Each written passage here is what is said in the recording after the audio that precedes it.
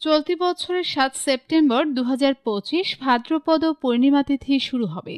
এদিন পূর্ণগ্রাস চন্দ্রগ্রহণও দৃশ্যমান হবে, যা ইউরোপ, আফ্রিকার কিছু অংশ, এশিয়া ও অস্ট্রেলিয়ায় দেখা যাবে।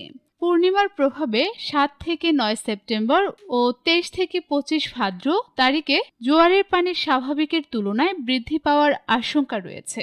যদি এই সময়ে ভারী বৃষ্টিপাত হয় তবে পরিস্থিতি আরও ভয়াবহ আকার ধারণ করতে পারে। তাই ভাদ্র মাসের পূর্ণিমার জোয়ারে উপকূলীয় অঞ্চল প্লাবিত হওয়ার আশঙ্কা রয়েছে।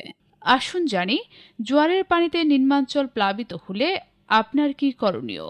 নিরাপদ আশ্রয় গ্রহণ করুন। প্লাবিত এলাকার মানুষজনকে দ্রুত আশ্রয় কেন্দ্রে যেতে হবে।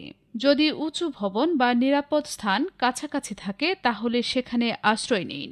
জরুরি প্রস্তুতি নিন। জল সরবরাহ, খাদ্য ও জরুরি পানীয়র ব্যবস্থা করুন। ব্যাটারি চালিত রেডিও, টর্চ লাইট এবং প্রাথমিক চিকিৎসার সরঞ্জাম হাতের কাছে রাখুন। জরুরি টেলিফোন নম্বর যেমন পুলিশ, ফায়ার সার্ভিস, স্থানীয় প্রশাসন সংগ্রহ করে রাখুন। বিদ্যুৎ সংযোগ বিচ্ছিন্ন করুন। যদি সম্ভব হয় বাড়ির বিদ্যুৎ সংযোগ বন্ধ করুন। বিদ্যুৎ সংযোগ বন্ধ করার সময় সাবধানতা অবলম্বন করুন। স্থানীয় প্রশাসনের সাথে যোগাযোগ রাখুন।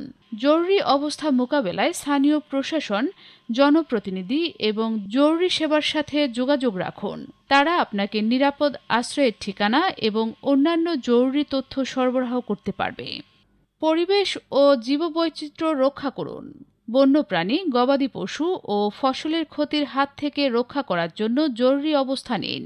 প্লাবনের পর পানি নেমে যাওয়ার সাথে সাথে বন্য প্রাণীদের সাহায্য করার জন্য স্থানীয় বন বিভাগের সাথে যোগাযোগ করুন। জনসচেতনতায় রেডিও মেঘনা ৯৯.০ FM।